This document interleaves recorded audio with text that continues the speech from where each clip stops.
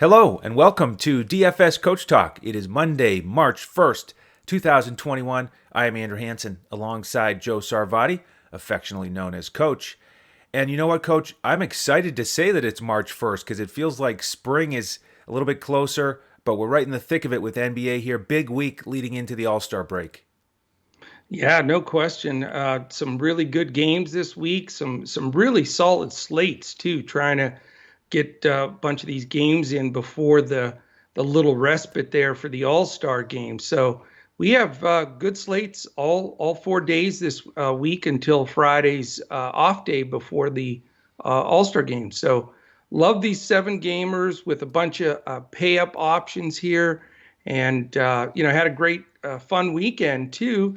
Really enjoyed a bunch of one-on-ones with some of our members, which is really fun here at Coach Talk. We do that. We want to do that with all of our members, and we're getting closer and closer, with that. We also tweaked the Coach Talk process a little bit this weekend, Andrew. I don't know if you had a chance to see that. I'm sure I sure you did. Yep. Yeah.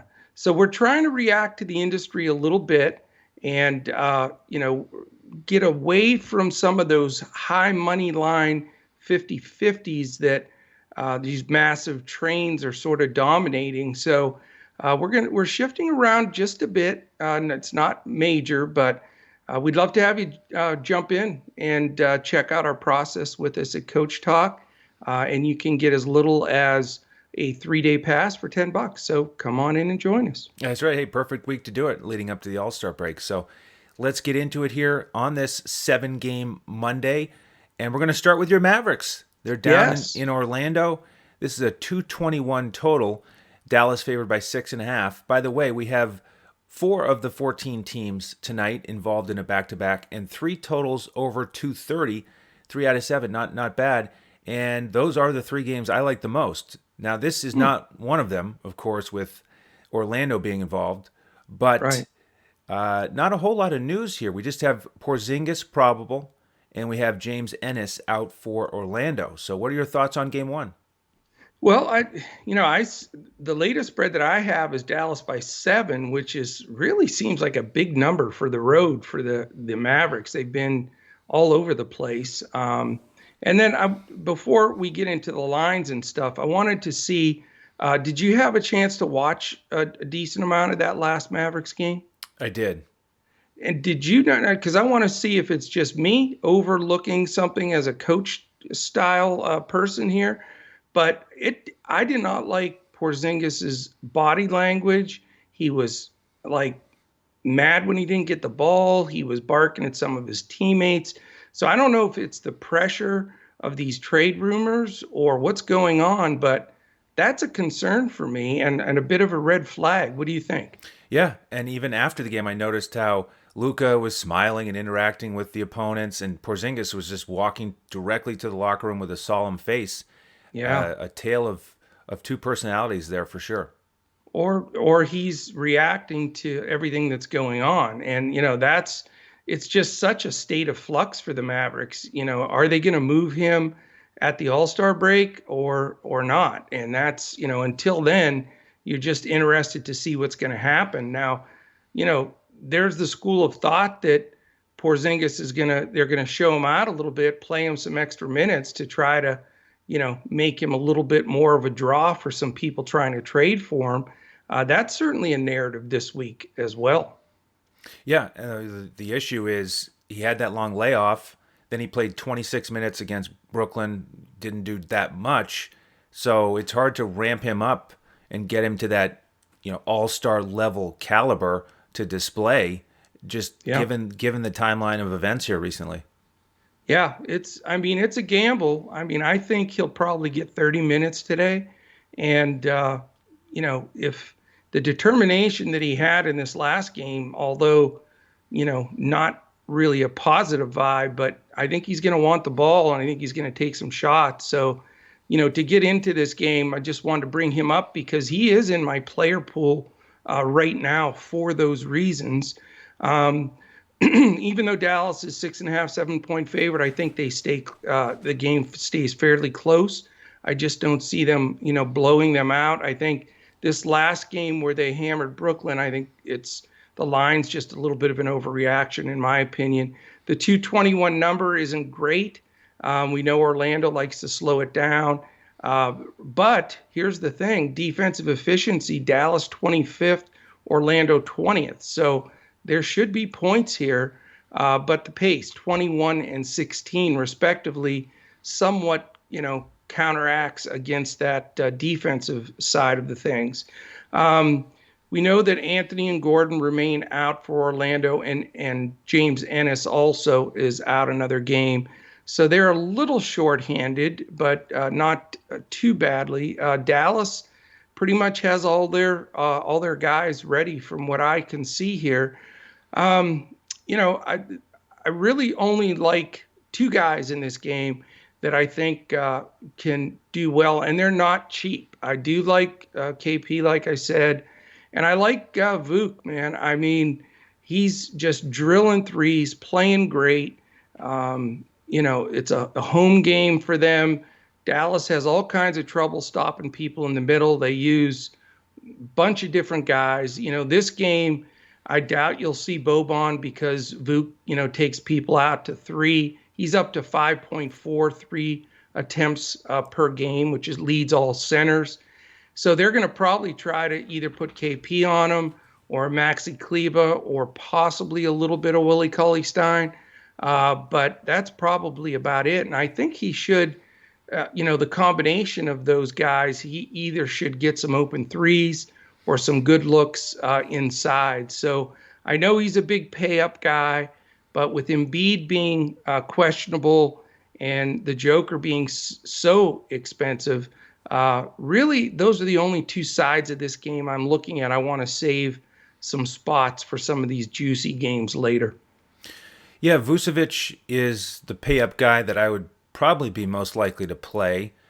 When Dallas and Orlando played back in January, he had a monster game, 30 and 15. That day, Willie Cauley-Stein was starting.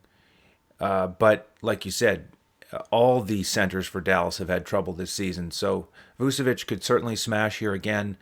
I do like a couple of the value options for Orlando as a one-off candidate. Aminu, 3,700. He's right around 22 to 24 minutes. He could pay off value. And then on the bench, we've got Ross at only 5,300 on FanDuel. He continues to get around 30 minutes and get up a ton of shots every night. Oh, yeah. And then their backup point guard now is Randall, and he's really eaten into the minutes of Michael Carter-Williams. So he's an option for me. 24 and 22 minutes the last couple of games, mid 3K price tag. On the Dallas side, the narrative with Porzingis makes a lot of sense. Not sure if I'll get to that price tag. I'd rather load up in some of these other games. Same thing with Luka. He could smash, but very expensive. Maybe a one-off from Dallas. Brunson and THJ. The guards off the bench against Orlando in general have done pretty well. So you could look at one of those guys to save a little money, fill out your roster. I like it. All right, game 2 is the other 7 o'clock tip. It's Indiana against Philly. Big news here. We've got Embiid questionable, Tobias Harris questionable, and with Indiana, we have Brogdon and Lamb questionable. So some real key pieces here that we need to know about. And thankfully, it is a 7 o'clock tip, so we should know before the slate starts. Right now, it's a 224 total. Philly favored by 4.5. And you just have to wait and see, because if Embiid and Harris are out, then Simmons becomes playable to me. He'll just have to run the show by himself. And if Dwight Howard is going to get a big bump in minutes, I like him as a pay down option at center on both sites. Probably a little bit more on DraftKings where you can play 2. But in play on FanDuel, I don't think I'll go to Mike Scott if he starts. I just don't like his performance this season in general. He's just not getting much accomplished, not shooting it well. I think he would be the second starter if both Embiid and Harris are out. Korkmaz has started here recently with guys out. I don't think it'll be him today because I think they need more size to deal with Indiana. So of those bigs, I like Dwight Howard. I don't like Mike Scott. On the Indiana side, man, how about TJ McConnell on Saturday? He was He awesome. was awesome, and Yeah. he helped that GPP lineup we had that night smash. We had some members make a bunch of money with that, and this is really shaping up to be a good situation for him again if Brogdon is out, because we have him going back to Philly where he played for 4 years, and he played 46 minutes on Saturday, had It's 46 crazy. fantasy points. Just terrific. He really stepped up. He's only 6,100 on both sites. So he will be squarely in play for me if Brogdon's out again.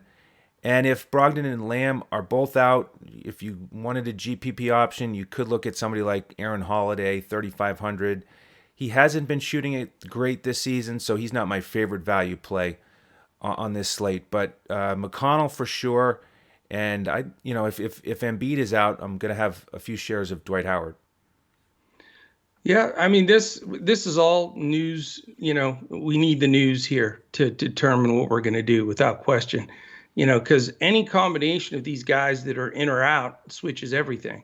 So I won't take too much time with this, other than saying you do have the fourth and 11th best defensive teams in the league, and but they do have the 13th and 7th pace. So they do get up and down, but they defend well. But that's only if the main guys are in.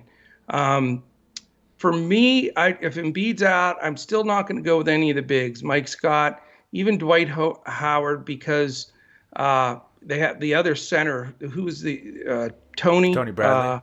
Right, he may get some minutes. I just don't feel comfortable. There's enough good plays on this slate that I'm probably not going to go there. Uh, and really not looking to go with Embiid or Harris if they're in. The guy that I like is Ben Simmons. Even if one of those two guys sits, and I think Harris is more likely to sit. That's just my hunch. But, if one of those guys sits, Simmons will be a nice pay-up option, I think, here. Especially, and again, I hate to keep saying but if Brogdon doesn't play, he's their best perimeter defender. That helps Simmons as well. So right now, again, all has to be determined based on how this player news comes out. But I really like Simmons on the Philly side. If they are shorthanded and both guys are out, you can always, go to who's my guy there? I'm blanking out on guys today. McConnell? No, he's with Indiana. The Philly, Shake Milton. I don't know why I lost my brain on Shake, but Shake's a good fill-in guy when there's usage to go around because he'll take shots, he'll go to the basket. So I like Shake if they're down a couple of guys. On the Indiana side, you said everything about McConnell. I mean, he's a scrapper and just gets it done. I think he might go a little over-owned. His price is up a little bit. He gets Simmons' defense, but on the other side of it, that was his home for a long time in Philly, and he played with those guys. So, I'm on the fence there with him. Definitely not going to play him if Brogdon's back, though. But that's it. I really don't like this game that much. I don't like the big money on the Sabonis or any of those guys, and really don't want to spin the wheel on all the Indiana subs because they're pretty deep. So, this could be a game where, based on the news, I may just come out of this game with Simmons or nobody. So that's about where I'm at. All right, let's transition to the 8 o'clock games. We have two of those tonight, starting with Denver in Chicago. Denver's on the front end of a back-to-back. They're traveling through the Midwest. They're going to head to Milwaukee tomorrow. They are the 4.5-point favorites, 227.5 total. And the big group of fellas continue to be out for Denver with JaMychal Green, Paul Millsap, Gary Harris, RJ Hampton. We do have PJ Dozier back in the mix. He got his first run against Oklahoma City in the last one. And Chicago had that day off with the cancellation with Toronto. So they're healthy for the guys who've been playing here recently. What are your thoughts on this one? Well, I mean, this is an interesting game because with a lot of these Denver guys out. You're getting more run for guys like Porter for sure. He played monster minutes last time. Uh, Barton, Morris, even Murray. I mean, the main guys for them are getting more usage, more minutes, and for that reason, with Chicago's defense, then they're in play. This game is the 19th and 17th best defenses, so below average. And that's one way to look at it. But it's a huge pace-up game for Denver. They're only 28th in pace, but Chicago's 6th. So more possessions for Denver, more opportunity. We sort of picked on the Chicago backcourt as far as from a defensive standpoint. So, Jamal Murray square in play for me. He's my favorite nugget in this game. Certainly have to consider Porter with the minutes that he's getting with Millsap and those guys that steal minutes from him, JaMychal Green, those guys being out is really benefiting him. Will Barton's not a bad price that can get it done for you. I'm not going to buy up to the Joker, although I think he's a fine play, and I think he's going to get quite a bit of ownership in this game, especially since it's a pace-up game. But I don't want to unload the wagons and have no salary there going into some of these bigger total games. So really, Murray's my favorite play on that side. On the Chicago side, the question is, do you want to spend up for Levine? He's unbelievable, and he's playing unbelievable, but his price is now, with the upper echelon at the very top. So again, not like completely thrilled with spending all the money on this game. I do like some of the secondary plays for the Bulls, and if you play the right one or two, they've been fantastic this year. They're only 2 games below 500. They've been scrappy. They score points. They give up points, but they score a lot. And if you hit Kobe White right, he can do really well. I think he's an option. My man Pat Williams, again, Patrick Williams seems to get better every day. And, you're getting stronger play from Wendell Carter. I'm not going to take my center spot up for him in this matchup, but, I think he can at least battle a bit with the Joker. Very likely could get in foul trouble. That's his propensity to do anyway. So, and if you're really looking for value, at times, Garrett Temple gets it done, and even a couple of the guys off the bench. Now, the guys off the bench, Arcidiacono, Valentine, those kind of guys are more of GPP plays. But out of this game, for me, I may go with head-to-head point guards with Jamal and Kobe, but Porter certainly in consideration, as is Patrick Williams. How about you? Well, I wanted to get some significant exposure to the Nuggets here, but the honeymoon is over on DraftKings with the price tags for these stars. Murray at 8,900 now, and Porter Jr. up to 7,000. They haven't been at that price point for a long, long time. No. So that's unfortunate. DraftKings was ready for this matchup. So I would probably be more likely in most lineups to go with Barton, much cheaper, especially on FanDuel. He's only 4,900. So I like that price tag. I agree with you on Jokic. A little bit too much for me on this slate. And Dozier, I mentioned him at the top because he is in play for me today. Also on DraftKings specifically, where he's 3,200. He got 14 minutes against Oklahoma City, and I think he could get a little bit of a bump from there. And it's just a good game environment for him, especially if Denver has a solid lead. He should get some opportunities there. On the Chicago side, I'm not going to play Levine here because I think Barton will spend a lot of time on him and limit his upside today. I would be more likely to go with that Kobe White point guard option. Nice price for him. And Temple is in play, cheap on both sites. He's an option. Williams and Wendell Carter Jr., nice prices, but the problem is you can't even count on them getting 10 shots. So it's a little bit inconsistent with their performance. And with Denver's pace, tonight's probably not the night I'm going to go with one of those guys. And Denver is on the first night of a back-to-back for, that may take a minute or two or three from some of the big dogs there as well. Exactly. Great point. All right, the next game, the other 8 o'clock tip is Utah in New Orleans. And here we go, our first 230 total. This one's 235 and Yeah. a half. It's the biggest on the board right now on betus.com.pa, our presenting sponsor. And we have Utah favored by 7. They are hot. And the two times that these teams have played, we had a 220 total and a 247. So these teams can get it done.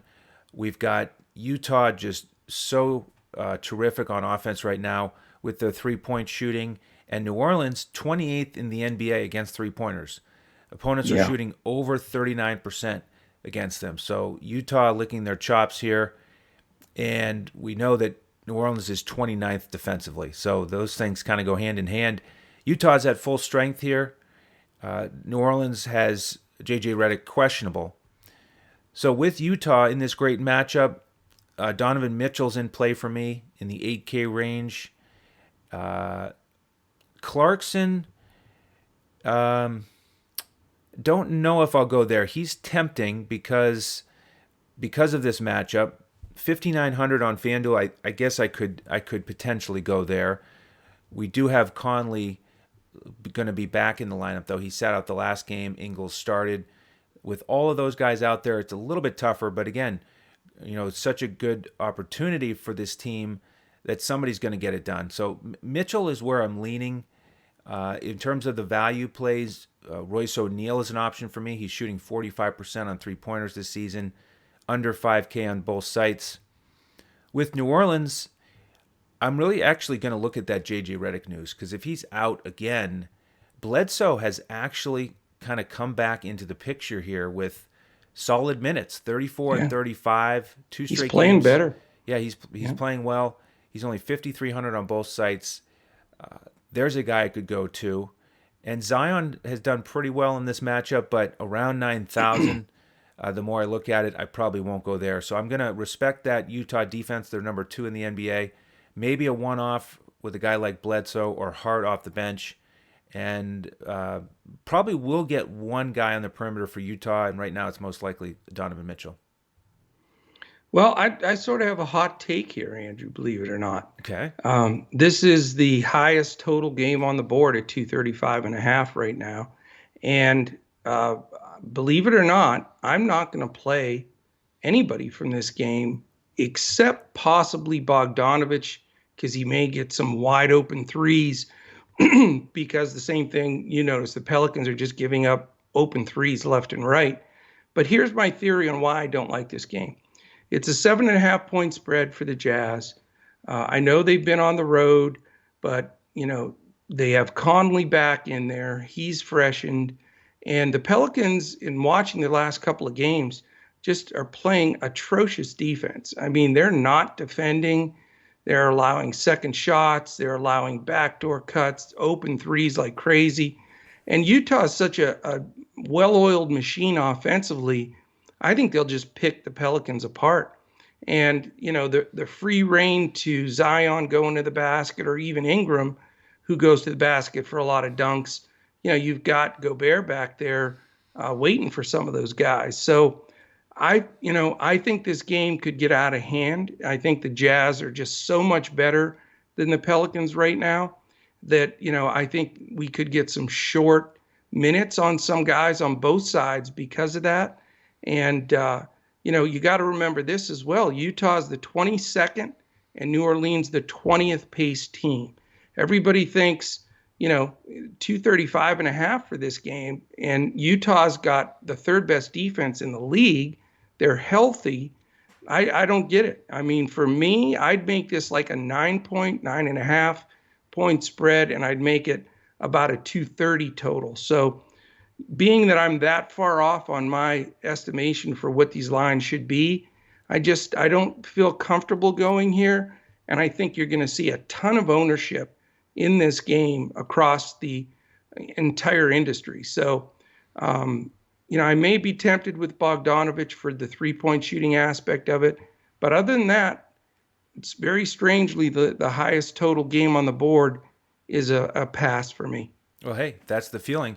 It can really pay off if you fade the highest total total game on the board. So how about this next one? Because it's another high total, 233.5. Brooklyn and San Antonio. Brooklyn favored by 5.5 here. San Antonio on the front end of a back-to-back, always important. They're going to host New York tomorrow. And the news here, we've got Kyrie Irving back into the lineup. We have Tyler Johnson probable, TLC questionable, also Jeff Green questionable. And then with San Antonio, same group out with Rudy Gay, Devin Vassell, Derek White, and Keldon Johnson questionable. So are you more interested in this game? Yes, this is my favorite game. So I'm going right back at it on this one. I do have a question for you because I looked back at it and it's not because there hasn't been enough sample size to see anything, but I'm trying to determine, is DeJounte Murray going to guard Harden or Irving? What does your gut tell you? Because you can dig all you want on Basketball Reference on this one. It's just not any, background on it. That's a good question. I hadn't thought through these matchups quite as much as some of the other games. I think DeRozan is also an option for Harden. So Yeah. I think, so here's a couple things. Not quite sure. I mean, they could rotate. I did think, leading into this pod, I did think about Harden's struggles against San Antonio in the playoffs when he was on Houston. And Right. I was thinking about Manu Ginobili as being one of the irritants for him and how he's retired, and I'm just wondering what he's up to.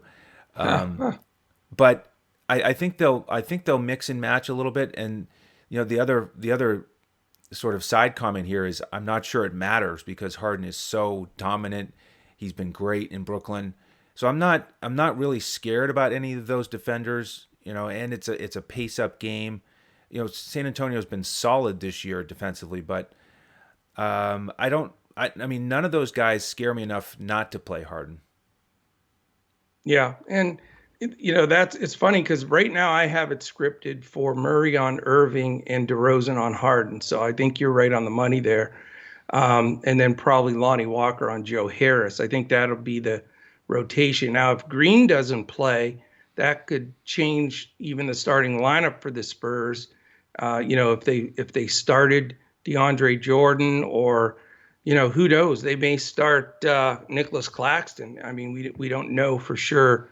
We just have to see what happens with Green. But this game to me just reeks of a scoring, duel. I think San Antonio, although their defense is decent, they're 13th, so it's still middle of the pack. There are games they've given up big numbers. We know the prolific poor defense from Brooklyn, and you've got two of the top 10 pace teams here in 8 and 10. And I don't think San Antonio is going to change their style and try to slow the ball down because that's just not the way they've played well this year. They've done much better getting the ball out and filling the lanes. They're generally lead teams in points off turnovers and fast break points. So I think that's, they'll stick with their main deal there. Now, a couple of the questionable guys are important here.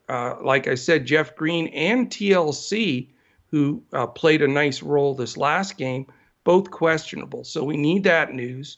And then Keldon Johnson from the Spurs is also questionable. And, that's another piece that's important because he's a good two-way player and he can get some shots up. So, for me, I think Harden is the play. I think he's going to be my big pay-up guy. I really like just, the confidence he's playing with. I don't think San Antonio is going to have a really strong answer. And there's no way that Pop's going to be able to do one of his, double Harden, fiascos because with Kyrie Irving and Joe Harris standing there on the three-point line, that's kamikaze. So they're going to try to guard Harden. I think he'll, lead them as he normally does. And I think San Antonio stays close enough. It's a 6-point spread.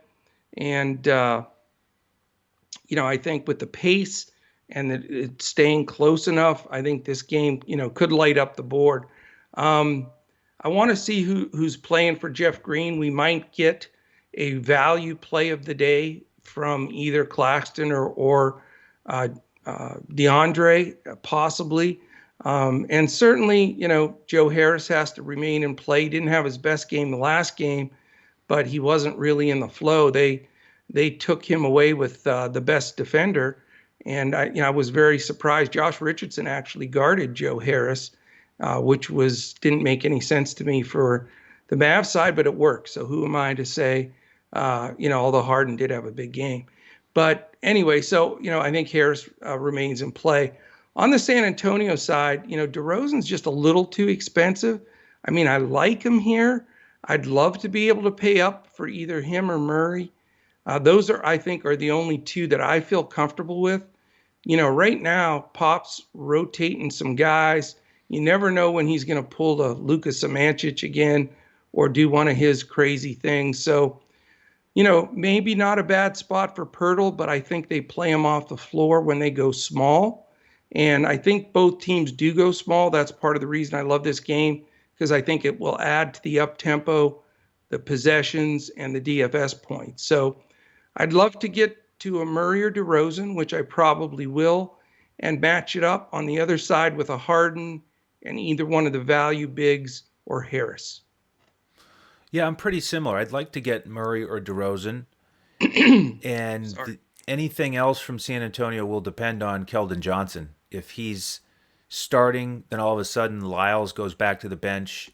Potentially, I mean, maybe they bring Keldon Johnson off the bench, but it's such a domino effect if Keldon Johnson is out and we get the same tight rotation with Lyles getting good minutes at 4,000 on FanDuel. That's a decent price. Lonnie Walker's still pretty cheap on FanDuel. They priced him up over on DraftKings. And I'm going to stay away from those San Antonio bigs. Pirtle and LaMarcus Aldridge basically split minutes at center last game. And like you said, both teams could go smaller here.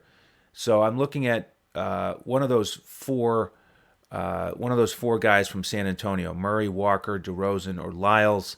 And then with Brooklyn, I would consider DeAndre Jordan if he starts, because he's much cheaper than Pirtle, and I think he'll be out there when Pirtle's out there. He's only 4,700 on FanDuel. Other than that, it's probably just Harden or Kyrie for me. These value guys could do well here in this up-tempo game, but Joe Harris, if both of those guys are playing, and we think they will, I don't like Joe Harris as the third wheel. He is cheaper on FanDuel, but I usually don't go there. And then Bruce Brown is now in the 5K range on both sites. So for me, it's probably just Harden, Kyrie, or DeAndre Jordan. I don't blame you. Let me jump in here real quick. And, we would love to have you join us at DFS Coach Talk. Real quickly here, the two real great deals we have right now is if you want to just dip your toe in the water and check us out, we have a 3-day pass for $10. Just go to dfscoachtalk.com and you can sign right up there. A couple of buttons will click. It'll give us the info, and then we will invite you into Discord where you can mingle in there with some of the brightest minds in the DFS space. Also, our best deal of the year, $149. If you sign up today, whatever day you sign up, you're going to get a free membership with DFS Coach Talk through June 1st. And you do that by going to betus.com.pa. If you like to bet on the games or play some prop plays, some parlays, whatever you like to do, and generally most of us in the DFS world like to put a couple nickels down there on some of these guys and some of these teams. So you would deposit the $149 if it's your first deposit with BetUS, and they will then, as soon as you're done doing that, just shoot us a message at DFS Coach Talk on Twitter, and we will get you in our Discord. And again, we're sitting here March, so you get all of March, all of April, all of May free with that $149 deposit to BetUS, and you use that $149 there. If you've already been a member of BetUS, or you just want to join Coach Talk for that great price, you can just go right to our website, The option on there to sign up for $149 through June 1st is there as well. So we'd love to have you. We have a lot of great announcements coming this week. We're looking at several of the different momentum type, I would say, sites. I won't name names yet because we're still talking with all of them, and we're going to try to get some good promo codes for everybody to try out, things that are catching on in the industry, some prop plays and different things like that. So we'll be announcing those throughout the week. And also, if you're a member, we're going to have a really fun little tournament, if you will, this weekend for the All-Star game that will incorporate the skills contest, the dunk contest, the three-point shooting contest, and the All-Star game. And we've got some really top-notch, cool coach swag, not, crappy stuff. We have top quality stuff that we have through Squad Locker, some real sharp polos. I don't know if you've seen also the sweatshirt, the blue one I wear on the show a lot. Some really cool Under Armour hats and shirts. So I definitely want to get involved with that. And then our guys, Joe Stanton and Tyler Pitzer, are going to be announcing a giveaway that we're going to have this weekend for a membership in honor of the All-Star game and in honor of something else that happened last week, Andrew. And it just blew by, and we didn't really even bring it up. You know what that is, right? Our 1-year anniversary. Can you believe it? There you go, man. We are one. How about that? So when I say number one, now we are one. So that's right. I'm not being cocky. I'm just stating a fact. And, speaking of membership in general, something that you reminded me of here that surprised me. One of our most recent members let us know that he's new to DFS. He's only been playing for a couple months. And I lose track of the fact that there are new people coming into DFS all the time because we've been playing for so long. Yes, we've only been an entity here for a year, but we've been playing for years before that. And, this is one of the things we love to do is try to help people improve. And with people who are new, there is so much to learn in DFS. So that's another reason to join us, is so that we can help you along the way with contest selection and all kinds of different things. So absolutely. And we take time with every member. That member that you just stated, we were on there last night talking about that, and he was saying he was new. We're doing one-on-one today, going to jump in and chat here in 2 hours and 10 minutes. So we want to get our folks up to speed right away, really explain the process to them, and get our whole team winning. So that's what our main goal is, and we're excited to share that with you. So this is a great time to come in. Excellent. All right, 2 games left on this slate. At 9 o'clock tonight, it's Cleveland and Houston. Wow, what a matchup here. 217 total. Houston favored by 2.5. How about this? They've lost 11 in a row. Last night, they lost by 49 points. And tonight, they're favored because it's Cleveland, 13-21. Last offense in the league. They're ranked 30th. Houston, though, 26th. Despite all the stars they've had coming in and out of that lineup, they just can't get it. They cannot get it organized. They are still 7th defensively, but man, what a rough situation for Houston. They look awful. You just wonder what's next, and if your boy Coach Silas is going to get a chance to, have more of a normal situation with everybody healthy. But right now, we've got John Wall doubtful. That's where we're listing him here, since it is a back-to-back, and we'll likely have Oladipo back in the starting lineup. He's playable for me in the 7K range against this Cleveland team that's 24th defensively. And I'm interested in what the rest of the lineup is going to be for Houston, because if we have Sterling Brown start potentially, he's a value play for me. A really good price on both sites. Gordon is 5,300 on FanDuel. So there's another guy that will get a bump if John Wall is out. He, like everybody else, did not play well yesterday. Same thing with House. He's still that $4,500 price on FanDuel, but another bad shooting night yesterday. Patton started and paid off his value in the 3K range. He's an option potentially in a GPP, but I like the center on the other side here, Jared Allen. And he's going to take advantage of this Houston backcourt or front court and just terrible team overall here recently. And, it'll be a challenge here for folks to go to Allen because of what happened with Joe Val in this matchup yesterday. But of course, he had the foul trouble. So I think we throw that out the window and we look at Allen, and he's the guy that really the only guy I would trust for Cleveland. Garland and Sexton have put up some pretty big numbers here recently, but their price tag has gone up a little bit, especially Garland. And then with Taurean Prince likely playing again tonight and Osman questionable, that takes away from the potential value play for Dean Wade, who paid off value for us on Saturday night. So to me, it's Jared Allen. And then on the Houston side, I may go with Sterling Brown if he starts or Oladipo. Interesting. Well, I have my second hot take of the day. So this is a smoking day here for me. I am so massively hyper-focused on DFS. Like, I dream it, I wake up to it, I go to bed to it. I mean, it's you live, eat, and sleep this game. But, in doing that, I don't make a whole lot of wagers anymore that much. But I do have a BetUS account. In fact, I've had that account for 15 years. And that's why we're partners with BetUS. We just love and know that they come out there and pay quickly. They do everything they say they're going to do.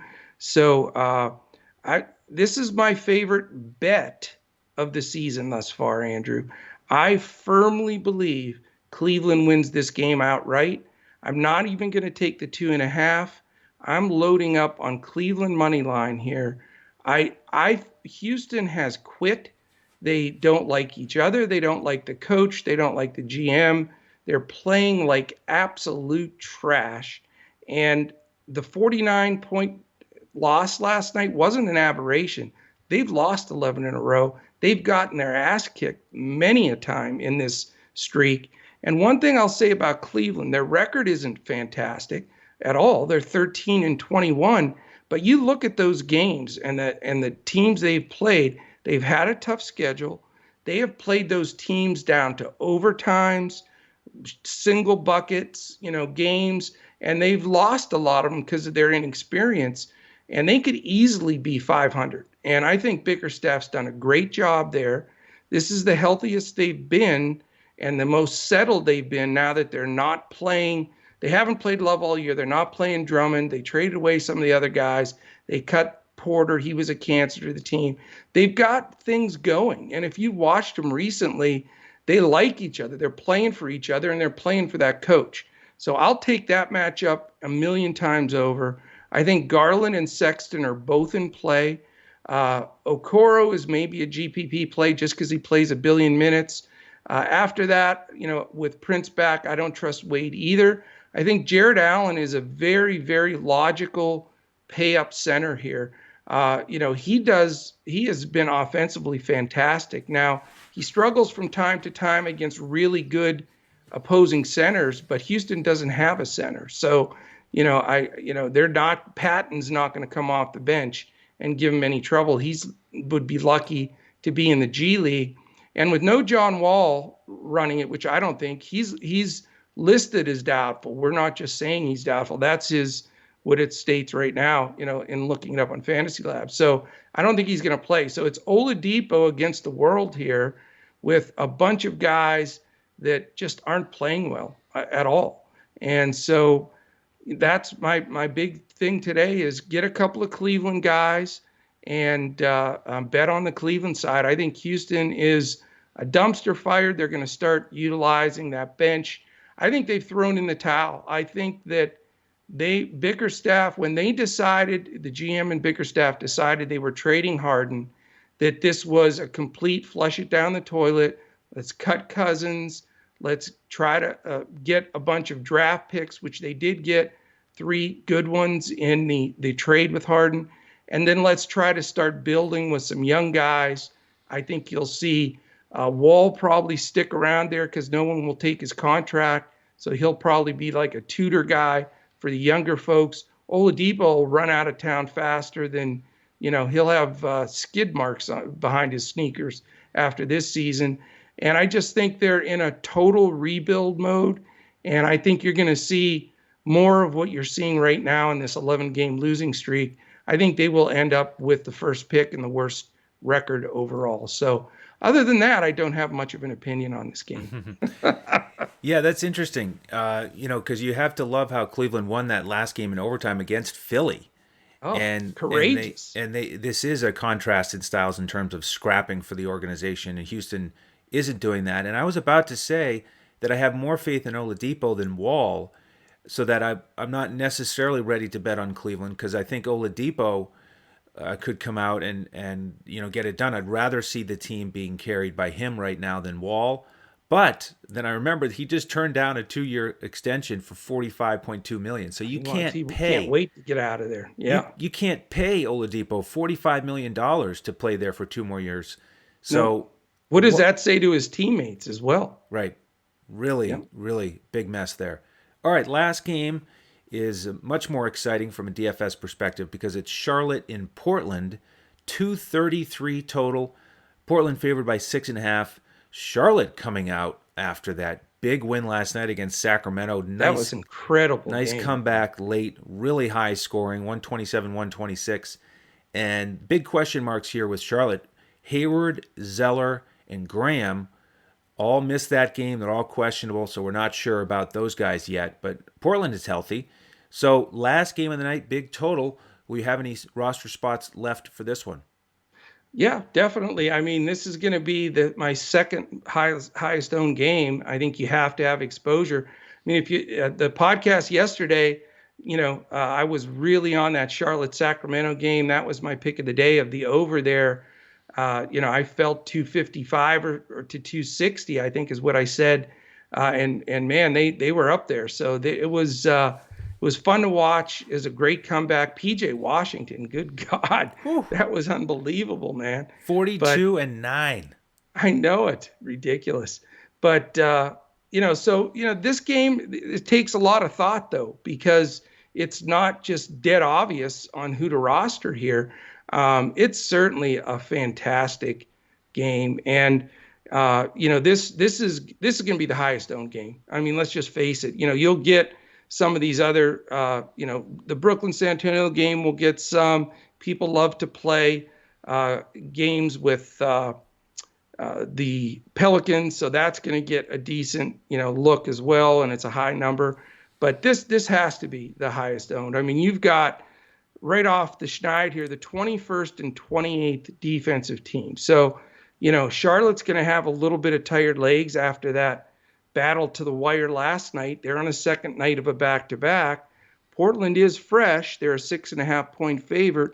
The pace, both teams are just right in the middle of the pack, but just poor defense on both sides. Before we can say who to play in this game, we 100% have to know what the situation is with the Hornets. Because when we say Hayward, Zeller, and Graham are questionable, in doing some research before, they really are all three a possibility to play or sit. It's not like this guy's on his fifth day of being marked questionable or vice versa. So the bottom line is we need that news. I mean, if all three of them sit, then it's pretty easy. You load up on Ball and Rozier and PJ Washington like nobody's business, and they're going to be 1,000,000% owned, but you're going to have to eat the chalk. But if some of them play, it shifts all of that around. So, that's going to be a key component of how you roster in this game. I'm not going to pay up for Lillard, and I think he'll be extremely popular, but I really, truly love Terry Rozier's defense. I think he's one of the better perimeter defenders. Nobody can guard Lillard when he's hitting shots from the logo or half court, but his price is so high. If you're not getting in the 60s, then you're not getting there.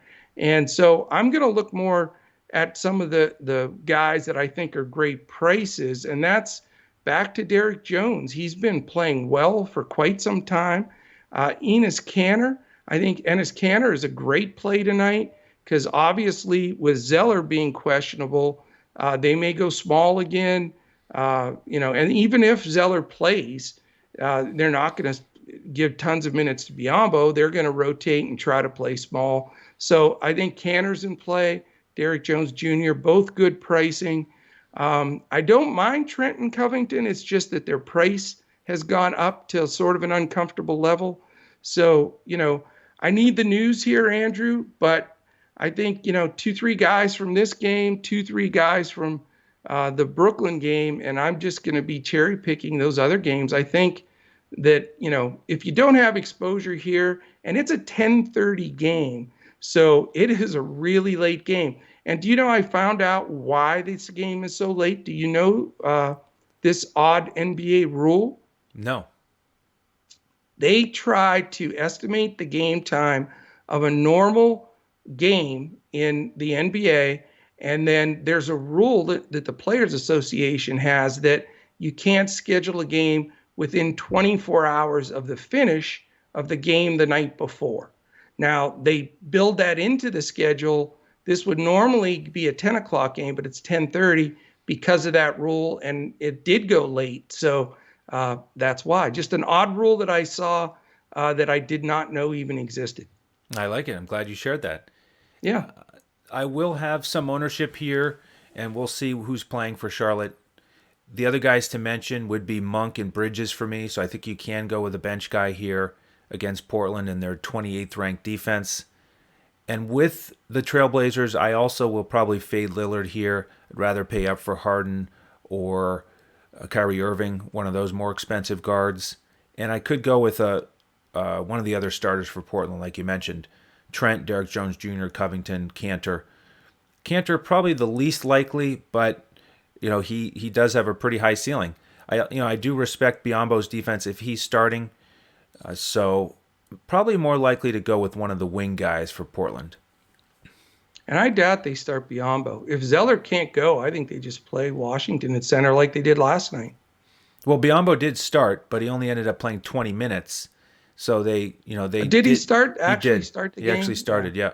Okay, I apologize. I thought they went small right from the jump. I mean, he must have come out in that first 4 or 5 minutes then. Yeah, I mean, Washington was playing a lot of 5 there, and man, did he take advantage of it. What a performance.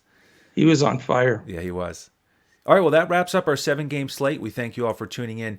If you have any questions, if you're new to DFS, reach out to us on Twitter. We're at DFS Coach Talk there.